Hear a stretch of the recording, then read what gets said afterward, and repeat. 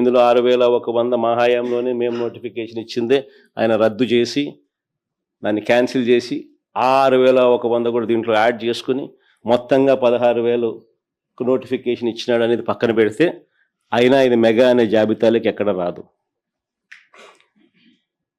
కానీ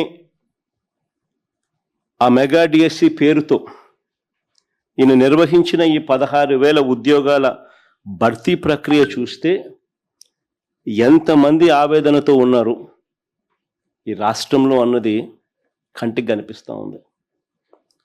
వీళ్ళు చేసిన గోల్మాల్ వ్యవహారాలతో, వీళ్ళు చేసిన స్కాముల నిర్వాకం వల్ల ఎంతమంది కన్నీళ్లు పెడతా ఉన్నారు ఈరోజు రాష్ట్రంలో కనిపిస్తూ ఉంది. నిజంగా ఎంతమంది రోధిస్తూ ఉన్నారు అన్నది కూడా కనిపిస్తూ ఉంది.